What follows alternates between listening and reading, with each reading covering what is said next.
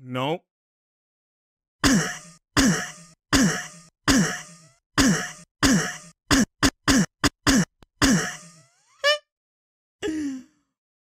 What up, YouTube? It's your boy Banks, and we back in the building. You feel me? It's true. It's true. It's true. It's true. It's true. It's true. It's true. It's true. It's true. It's true talks. Cause true talks. All right, let's get straight right into it. You already know, man. You already know. And if you haven't been paying attention, obviously this weekend, you know, especially Friday, I know it's been a, Super Bowl weekend. Obviously, Super Bowl was yesterday. Tom Brady to go. Come on now. Tom Brady to go. Understand that. But, I'm not going to get into all of that and into those details. 7 rings is actually disgusting. You better trust him, man. But at the end of the day, you already know, basically, the Raptors. Before I even start, I want to take some time to, just shout out to, y'all who have been subscribed and y'all who have been day one since day one. I appreciate y'all each and every day, you know what I'm saying? I might not say it all the time, but I'm going to start saying it all the time. You already know, bruh. I appreciate y'all. And again, share, like, and subscribe. You already know people been saying, oh, this channel's criminally underrated and all of this type of things. I know I appreciate all, the sentiments and the great comments and the positivity. Even if it's negativity, I welcome it all. But at the end of the day, if you like this channel and if you appreciate what I do, you know what I'm saying? You come for that IQ, that's what I do. Or if you come to be like, nah, he's capping, and you want to talk that nonsense, it don't matter. At the end of the day, you know what I'm saying? Put this on a platter and send it out there. You know what I'm saying? Spread the word. Spread the word. I appreciate y'all. Share, like, and subscribe. Tell a friend to tell a friend to tell a friend. And click that notification button so you know when I'm here. Because I'm here. You feel me? Listen, at the end of the day, I appreciate y'all again. And before I even go into the actual, what I'm going to be talking about in today's video, I just want to first talk about, Van Vliet. Van Vliet, man, a guy who's been, I didn't talk about this last week, you know what I'm saying? But, kind of got busy a bit and whatever. But, Van Vliet with the 54-point game that he had, man, that's just what elite looks like. This is a man who is undrafted. Like, this is the ultimate bet on yourself. A guy that bets on yourself, you know what I mean? Like, you got to always appreciate a guy like that who's just willing to, just roll the dice, to take a risk when it's not safe, when it's not guaranteed. You see that ice right there? It don't matter. I'm ice right here because I'm cold-blooded. So I'm going to walk on it. I'm not going to fall. I'm not going to stumble. Actually, I might stumble. I might slip, but I'm going to get back up and I'm going to get to the finish line. That's Van Vliet.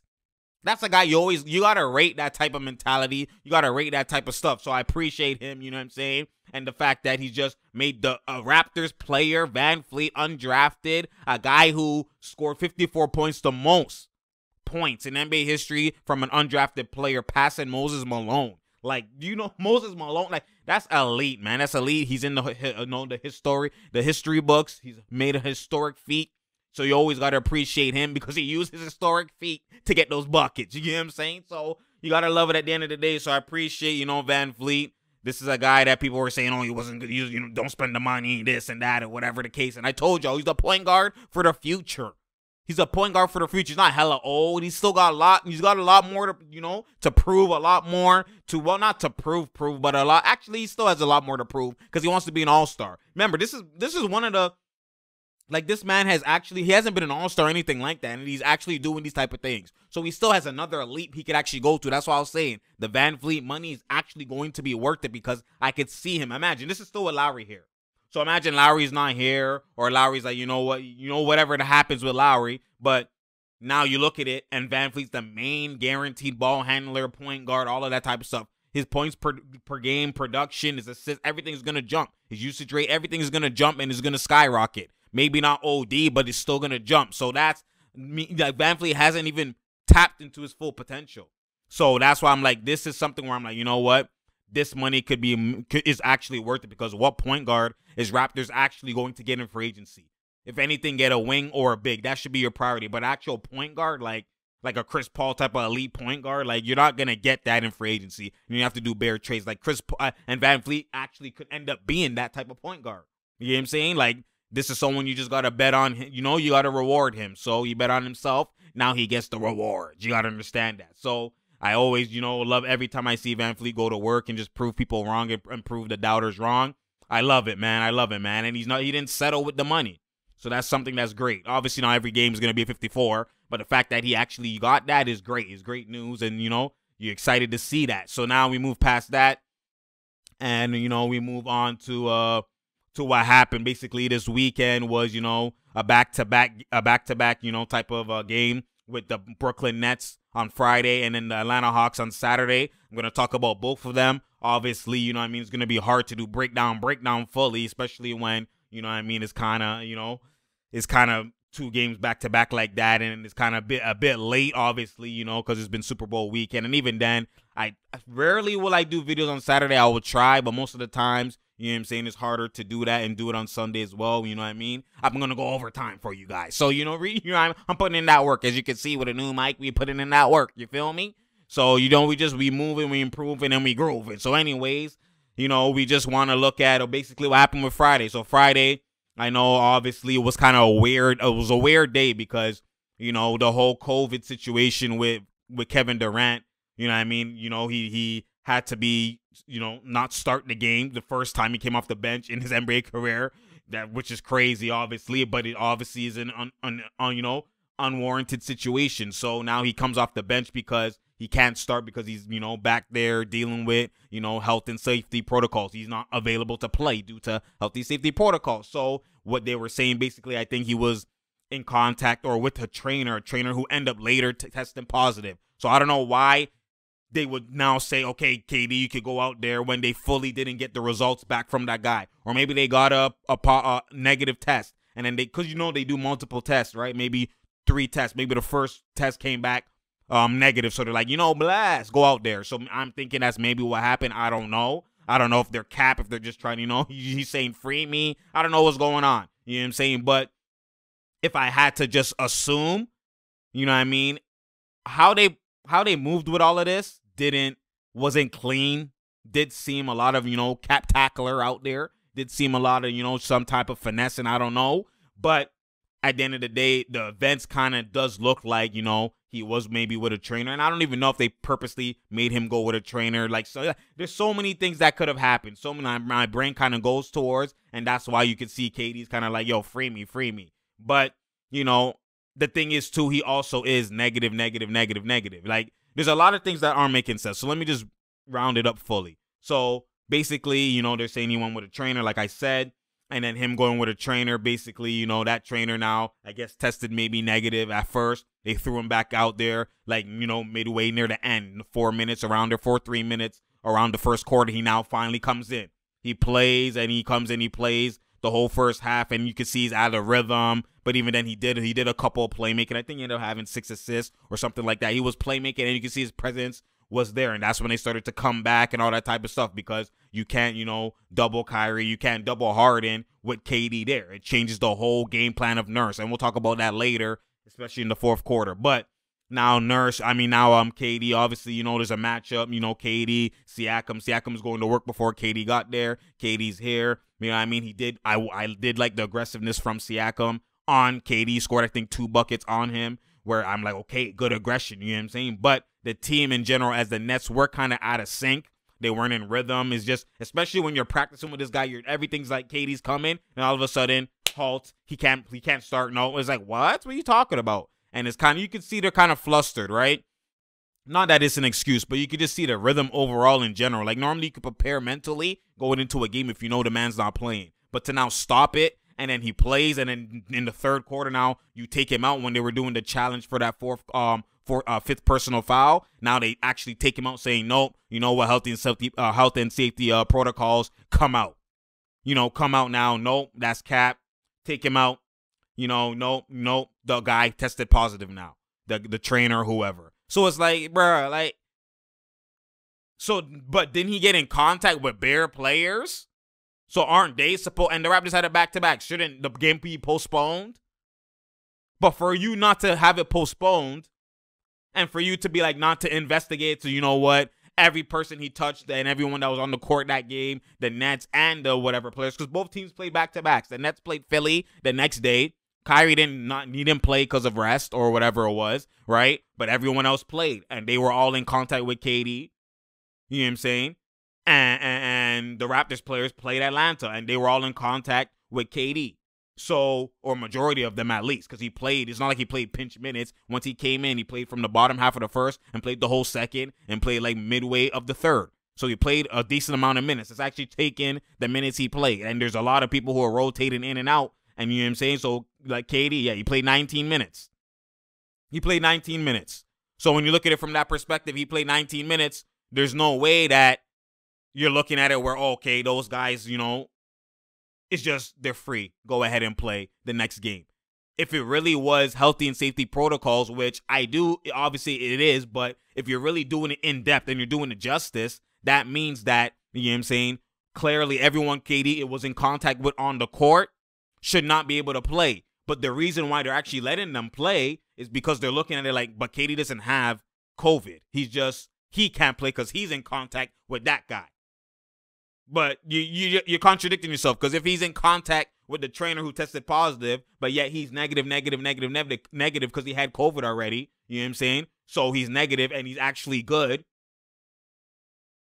You know what I mean? Then that means he should be able to continuously play. He should be able to actually play. Even if you want to take him on that game, the next game he should be able to play and all that type of stuff. He should be able to play, or else not just him quarantines. Everybody by contract tracing. Everybody else has to quarantine who's been in contact with KD, who's been in contact with that guy. But for you to say they don't need to quarantine and they good, the Nets and the Raptors players to play their back-to-back and to be good, is because they're like, you know what, even if they touch KD, KD's negative. So, nah, it don't matter. But shouldn't that apply to KD too? Like, you're literally... Like, you can't, that's where you see him saying, free me. You know what I'm saying? Like, you can't have your cake and eat it too. Like, that's where it's like, come on now. You either go full-fledged where it's like, you know what, contact tracing. No, by design, he has to quarantine. He can't play. So now that he touched everybody else, by design, they have to quarantine, contact tracing for them too. Yeah, can't play because you're basically saying it's not the fact that KD has COVID or can't get COVID. It's the fact that the tracing is on his body or whatever the case is. So no, he has to quarantine because he can't give other players the COVID. Okay, but those other players just touched him, so they all like postpone the games. But no, they're not doing that. So that's where it's kind of like, what's going on here? What are y'all really trying to? And this is the second time this is happening to KD. So like that's one of the weird situations, and that's where it's kind of like, is it cap? And you hear a lot of people saying, oh, it's MVP year. And then you actually suss him. You actually, like, he was averaging 31 points per game. Now he gets 8 points on his stat sheet. Because that game doesn't get erased because he actually played. So 8 points now is on the stat sheet. You affect his 20-point streak. You affect his average now drops to 29.5. His field goals now, because he didn't, you know, that affects everything. He was 54 or something like that. Now he's back to 51 or 52. Like, a lot of things are dropping. His total points, is everything drops. Now you affect him individually. Because of what? Because of what? You know what I'm saying? Like, you already affected him by not starting. Now you affect him by pulling out, having him at least play and pull him out the game. At least don't let him play at all.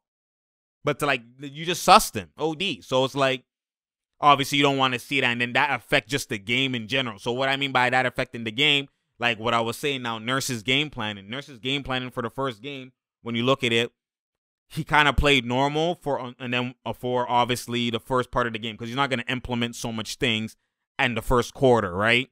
The first quarter, KD came in with around 3 minutes left, so there's only so much Nurse is going to do. He's reading the game already. So now whatever he wanted to do, he wasn't going to do anyways because KD's here now. So you can't do the double, whatever the case is. But once KD was gone, and we know, and they told us, you know what? He's out for the whole game. He's out for the whole game. All right, yo, he's not coming back. All right, and that's when now you see Nurse. And this is a testament to the ability difference in Harden and Kyrie. And this is what I was trying to tell people always from time. Kyrie's ability is literally like 10 times better than Harden's ability. Now, not when I'm talking, people are going to look at, oh my God, the points per game, the scoring. Like, I'm talking about ability. I'm talking about the multiple things you could do. Who's actually the more of a threat at every given moment? Harden, again, he's limited. Even though he scores 35 points per game when he was with Houston, that's due to the personnel. That's due to You know, the fact that he had the ball at all times, he could do whatever, and he had the ultimate green light, and that's a D'Antoni system. D'Antoni always does that. He takes who is that guy, and he just exasperates it. You know what I'm saying? He makes it hella, you know, puts it on steroids. That's what he does. That's what he does. So when you look at it from that perspective, Harden now is in more of a elite situation in terms of the guys you have around you. When you get it, how do you score? Now, how you score actually more so matters now because you're not going to get the same amount of touches. So when you get it, your ability and your play style and just the things you can do, your arsenal actually gets magnified. It gets magnified times 10 because the limited times you get it, what do you do? Now that he has these ball handling, he's controlling, he's looking like the Westbrook in this situation. And I don't mean Westbrook in terms of percentages and whatever. I'm talking about out of the guys you're playing with, like Westbrook when he was playing with Harden. Westbrook was the more limited guy. He's not going to catch and shoot. He's not going to do all those things. So he has to hold the ball and, you know, Harden sometimes play off ball and whatever. You know what I'm saying? That's what I mean by the Westbrook in this situation. Harden is the guy that is more limited in terms of KD and Kyrie. So they're destined to play off the ball, which is why you see Kyrie playing like a shooting guard. And because of that, you know what I'm saying, you're seeing now Harden not catch and shoot, not shoot mid-range. He's only shot, I think, like 2 mid-ranges since he's came. And I watch every game and every minute, so I know, you know what I'm saying? He's only shot like 2 mid-ranges, maybe 1, 2 more. But he hasn't shot, like, he barely shoots any mid-ranges. Just step back 3 or layup. So then now he doesn't come off the screen and pull in the gaps. He doesn't, you know, one dribble pull up from the mid-range. You don't catch and shoot. You'll even wait and then pass last minute to Harris or whoever, or, you know, TLC or Jeff Green or Shamit or whoever, or he'll just run in late and then do a floater last second or lob to DeAndre. That's been his game, or run Euro draw foul. That's literally been his game. So Nurse, who's smart, and that's why I tell you, the players, peer and coach or whoever, you're just players and the people who are your peers, their evaluation always tells you the truth, more so the media evaluation and more so the fan evaluation. The peer evaluation tells you everything. And that's what I was saying. Peer evaluation is literally, you know what I'm saying, Nurse is like, you know what?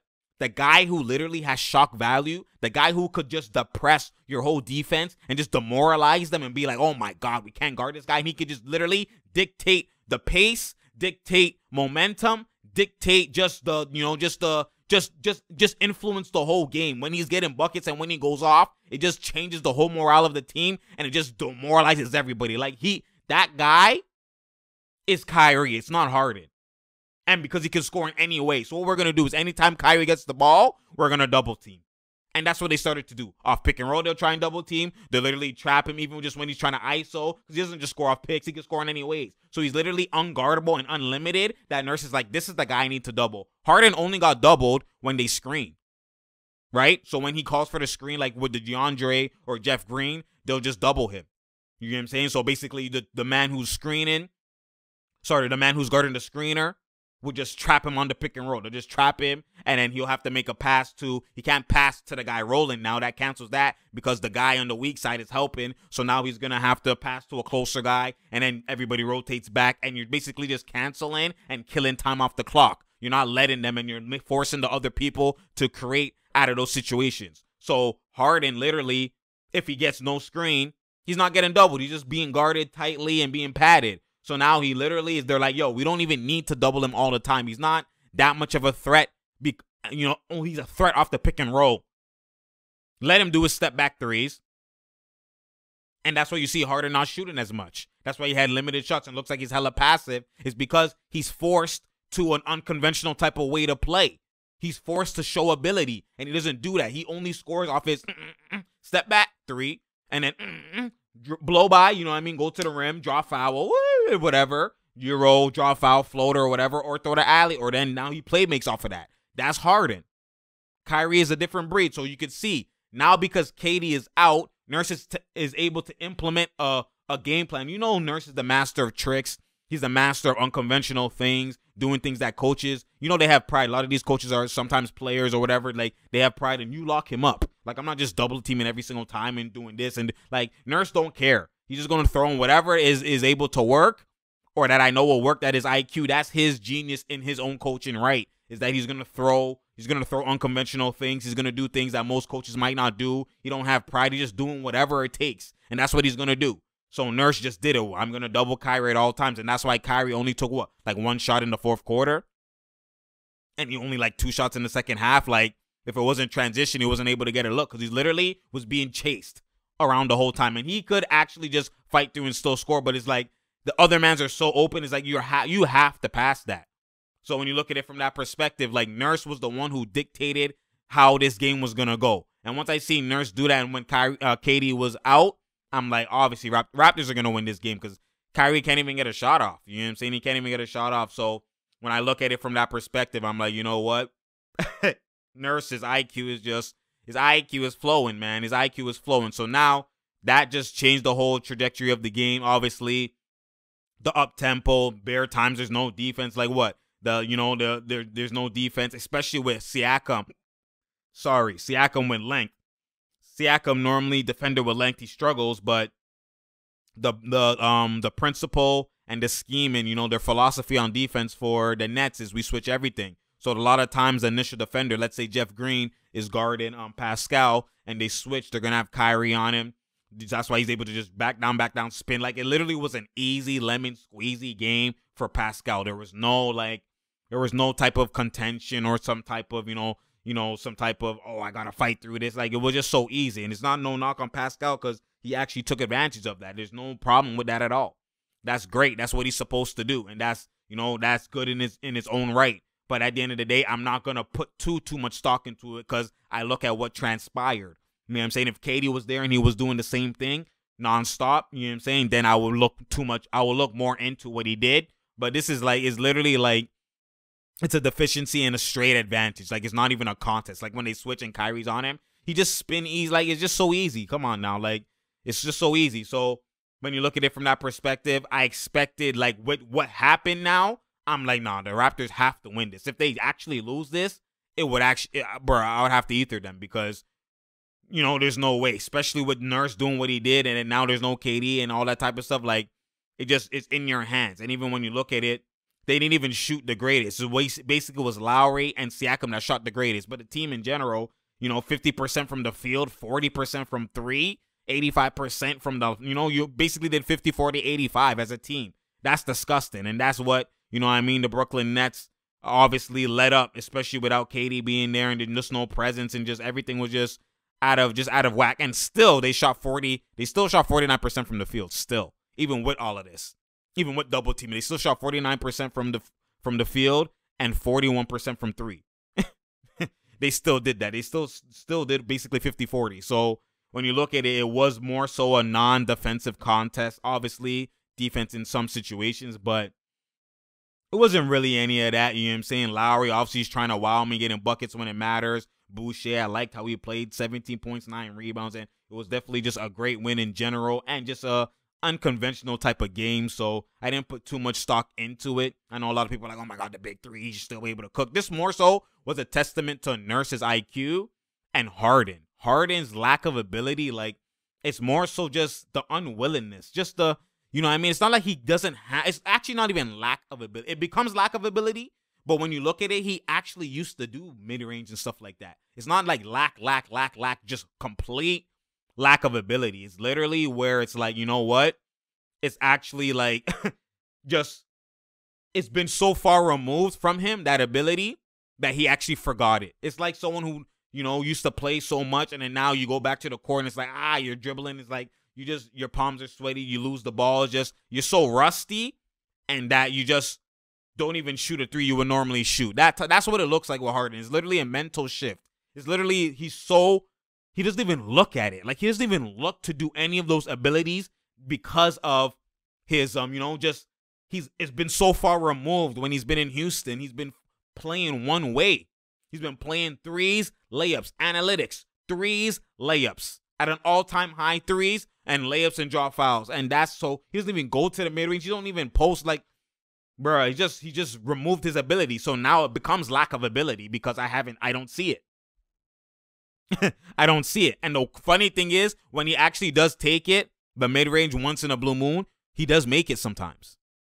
He probably even does shoot a high percentage of it because he barely takes it. So he takes like maybe 3, and he's like 2 for 3 on those. So it's actually it's not even the lack of ability. It's actually just the unwillingness and the, just not being able to actually just in your mind be actual just able to perform it or just do it or look at it or actually take it. Like, bruh, it's actually crazy, man. It's like Ben Simmons not shooting the three. That's what it is. So, bruh, it's actually crazy, man, when you look at it from that. But then now, obviously, they won that game, which was a great win. And then back-to-back, a tough one in Atlanta, right? So when you look at it now, a tough one in Atlanta, that game was, you know, a complete different type of game. Now it was more so where they allowed 132 points. They still scored 121.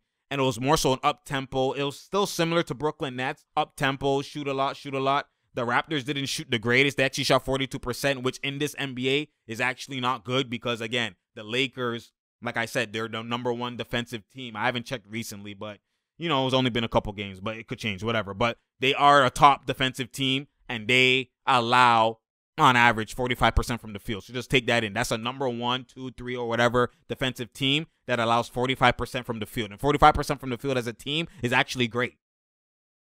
But in this era, it's mediocre because man's like the shooting is reckless right now. So 42% in this era is not good from field. From three, that's great. So they shot 42% from the field and 34 from three. That's not good at all.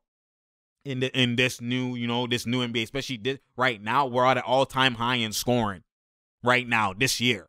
Maybe fans have a part to play in it, right? No fans, but there is fans some places, right? But in general, it obviously isn't the same feel. But I don't think it's just the fans having a part to play with it. I just the high up tempo, everyone's moving and running, and you know, just everyone's focused so much on shooting so much now. So it's like there's just so much pace and space and the up tempo, and just it's hard to cover everything. It's hard to contest everything. It's impossible. It's actually impossible. Like I said, the best defensive team is allowing 45% from the field and allowing 104 points. That's reckless as the best. So that's where, you know, like, bro, it's just, you know, it's hard to just lock up. That's why you're seeing a lot of high scoring games. But when you look at it from that perspective, Pascal 6 for 15, you know, Lowry 4 for 16, Van Vliet 6 for 18. So your top three guys did not shoot good at all. And that's attributed to the percentage. And it's not like they had bad looks. It was just, you know, obviously some of it is fatigue or back-to-back. But I don't really give excuse as a back-to-back. It's just, you know, they weren't stopping. They were working so much on defense, and they weren't stopping everything. Like Boucher played a wonderful game, 29 points, 10 rebounds, 2 blocks. But there's a hole in the middle.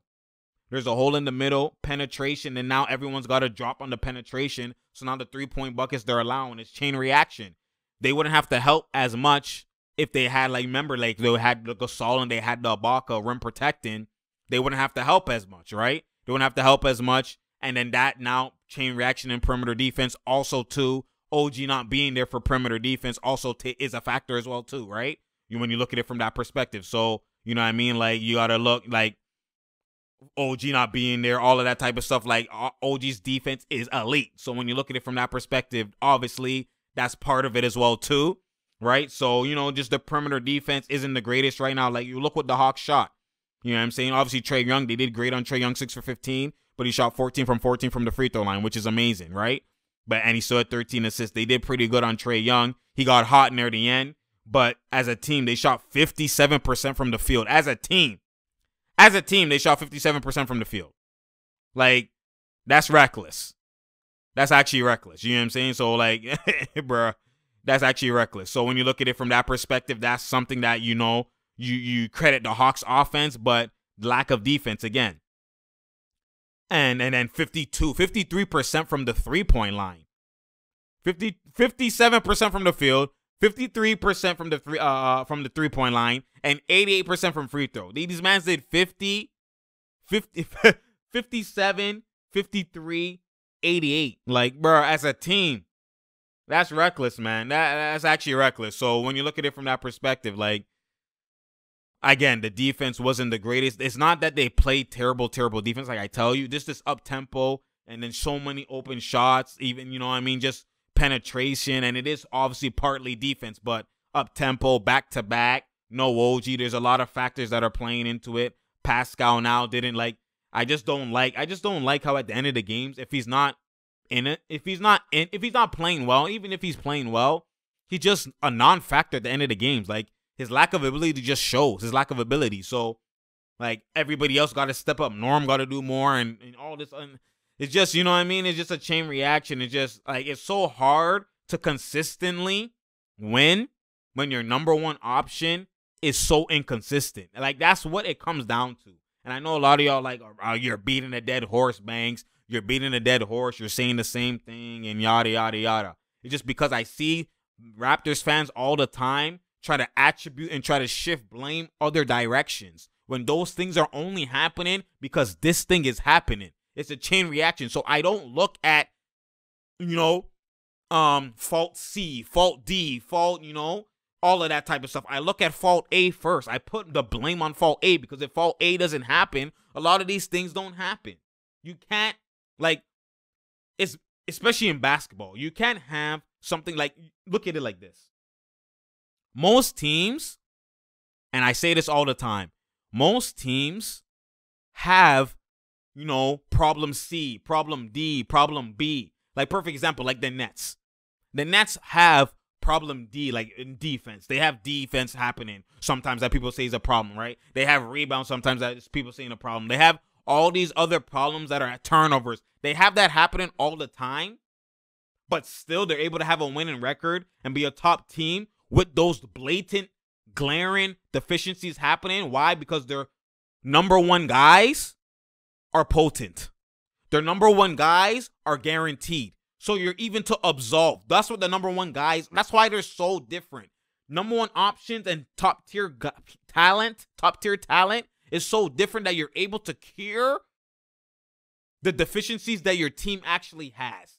Even those problems that exist, it might not affect you going to like a championship stature or whatever the case is, but to be winning on an every game, daily basis, those deficiencies won't prevent that if your number one guys are so superior. If anything, that's why they're so elite. They're able to soften the blow of other things. They're able to, you know, at a bad situation, make it look like it's not a bad situation. They're able to cover more ground. They're able to basically save the day.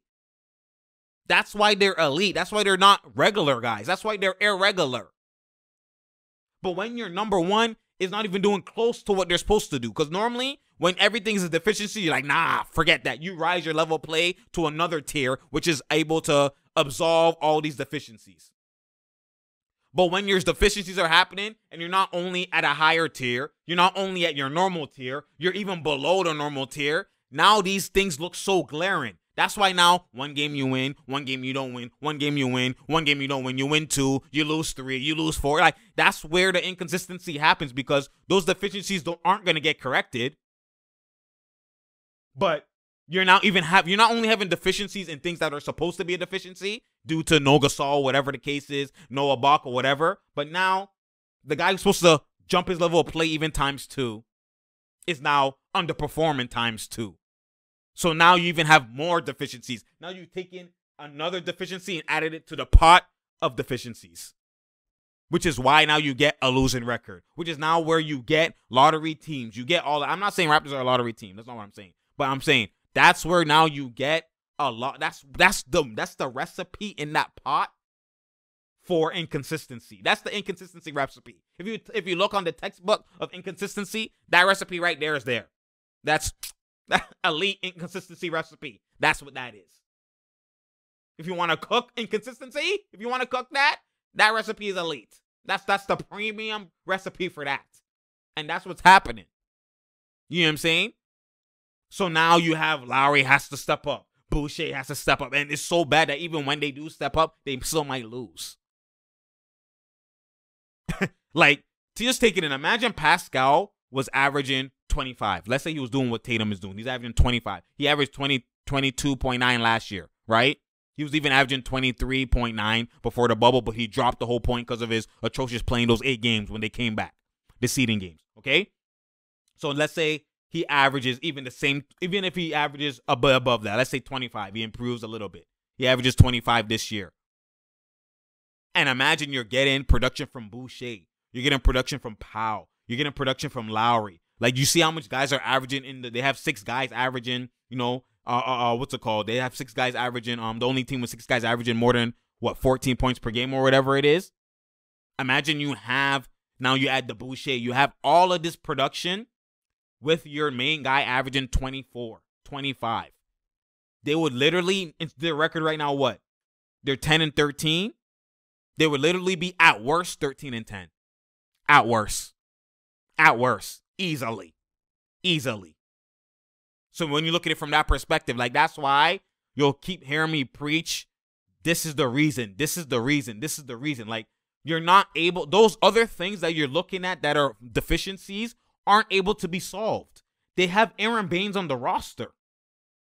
Like you can't solve, Aaron Baines is not a Gasol or an Ibaka. Boucher, if you start him, yes, but he still lacks girth. That's what the people don't understand. There's multiple things to being a defensive or an anchor big at the 5. You have to be able to be mobile and be athletic to block shots, right? Or you have to be big enough to have girth to stop post-ups, to stop just backing down, to box out, to get rebounds, to have good positioning. You have to have that. So you need both of those, which is why the Raptors were so elite and able to win at some, because people didn't take in the tangibles that they're doing. Gasol might even not even get the rebound, but he's boxing out. He's bodying up Embiid. He's bodying up whatever that big is. They're not just running into the paint. He has good positioning. They're scared. I'm not going to go up. So now the teammates don't even overhelp OD. If I get beat, I'm going to go to the big guy's guy. Like, I'm not just going to be chasing and just, you know, it's not going to be so many different chain reactions because that's solidified. That's locked up. You can't just post up, you know what I mean? All those type of things. So when you look at it from that perspective, like, then you have the other contrast, which is Ibaka, athletic big. Obviously, he still can body up too. He can still do the things Gasol could do. Maybe not at Gasol's level, but now he's more athletic than Gasol. So you have two contrasts. You have two different things. Now we just have one thing. We just have athletic, mobile, skinny big. Because when you put Boucher, that's what that is. When you put Pascal at the 5, that's what that is. When you play Watanabe at the 5, that's what that is. Aaron Baines is supposed to be the Gasol, the contrast version. But he's not that. So you're never going to fix that hole. So that hole that is there is going to be consistent every game, and that hole leads to other chain reactions like some threes. You know what I mean? You have to lock up way more on the perimeter because if you get beat, that shit is not padded. You know what I'm saying? Now mans are going to over-rotate because they're over-committing to the paint because like, I got to help protect the paint too because we don't have no paint protector. So I got to help. I got to come strip. I got to do that. That's a kick out to the 3. Now there's that defensive rotation and inconsistency is always going to be there because there's literally a hole that you can't fix unless you get a different player. Like with your roster, you can't fix that. So that's what I'm saying. That's why I don't halter or stay on the fact that oh my God, look at this is wrong. This is a problem. This is a problem. That's never gonna change. The only thing that could change is Pascal going to basically being, I'm that guy. I'm a number 1 option. He could change. Those other guys, they're role players. They are who they are. You can try and manipulate it. You know what? Let me put Pascal at the 5. Let me put Boucher here. Then you could do all these lineup manipulations, but at the end of the day, it's the same roster. It's the same result. You are missing something. And that's why I say Pascal is literally the reason. Because Pascal, if he does what he's supposed to do, even if he just does what he did last year, just the exact same, even a tiny bit off, they would be way better. And that's what I'm basically saying. So, you know, when you look at it from that perspective, like, you know what I mean? I just, you know, at the end of the day, I just look at it. I'm just like, you know, this is going to happen. That's why you see no lead is safe. Raptors already, you already know, no lead was fully safe. But Raptors normally when they blow out, they blow out. Mans don't even come back.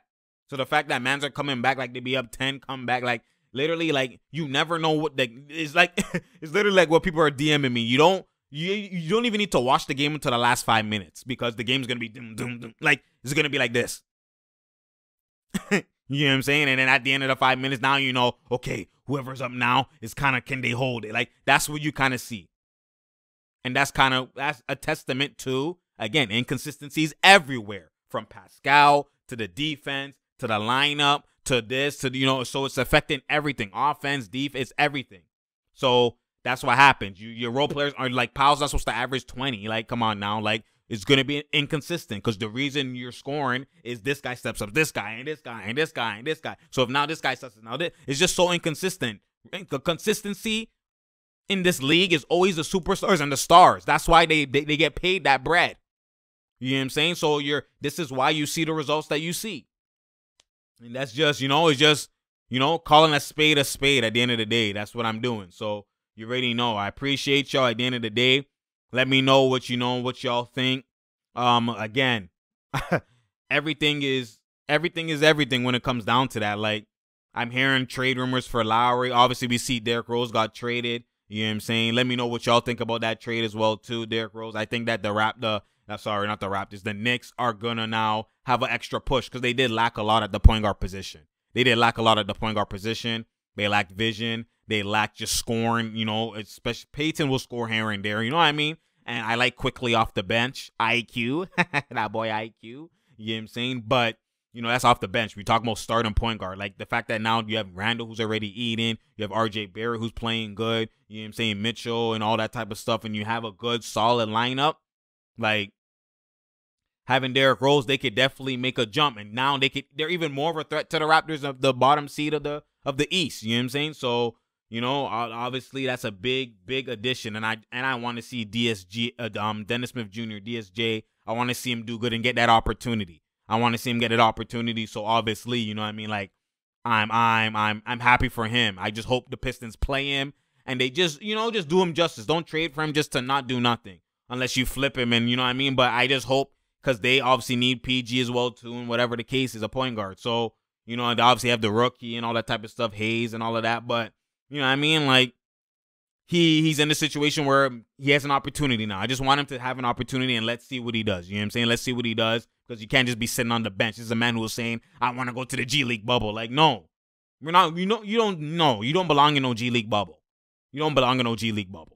So anyways, you already know, bruh. I almost forgot, boy. It's true. It's true. I almost said it myself. It's true. It's true talks. Cause true talk it's true talks. Cause true talks. You already know, man. You already know. I appreciate y'all. Share, like, and subscribe. Tell a friend to tell a friend to tell a friend. That's what you gotta do. That's what you ought to do. My goodness, man. I appreciate y'all. Like I always say, again, click that link below to help support your boy. You know what I mean? Help support the cause. Click that Patreon link. Appreciate y'all who are still there. You know what I'm saying? Click that Patreon link if you want to donate, if you want to set it and forget it to the boy. You know what I'm saying? Support your boy. You could put it as little as $2 or more if you want. And it takes out every month, you know what I'm saying? A monthly donation. Or if you want to just do a one-time donation, then you click the PayPal link and you just, help your boy out, support your boy. I appreciate y'all again. And if you don't do that, obviously, I appreciate y'all just by spreading the word. We had 2.56, 2.55K subscribers. We want to get out to 5K, you know what I mean? We want to get to 5K soon time, man. And keep pushing this content forward. Keep getting more people to the channel. Increase the fan base. Increase the true IQ. Increase the true movement. Increase a lot of y'all, you know what I'm saying? Because you already know, bruh. It's beautiful, man. It's beautiful. Like, I just appreciate y'all in the comments that give me encouragement. You know what I mean? That give me, a lot of, keep doing it, and just give me a lot of boost and a lot of motivation. I appreciate y'all. And even the ones who do negativity and say, no, I don't like this and don't like that and all that type of stuff also helps me improve. So I take everything. Criticism, positive, criticism, negative criticism, don't matter. Roasting, you know what I'm saying? Applauding, all of it is welcomed. All of it is welcome. So again, spread the word. Tell a friend to tell a friend to tell a friend, man. Raptors play again today, so we'll see how they play. I think, they play Memphis, I'm pretty sure. Yes, they play Memphis, so we'll see how they move, you know what I'm saying? And again, we'll see how they move. And see what Pascal does. Again, he has been playing a little bit better in certain moments, but it's basically the same inconsistent type of thing, man. You already know. I appreciate y'all. Let me know what y'all think of the sound quality and all of that. You already know we got a new mic, you know what I'm saying? I'm a new mic. MJ, you feel me? I don't care what your friends say. You feel me? You already know. And I'm out, man.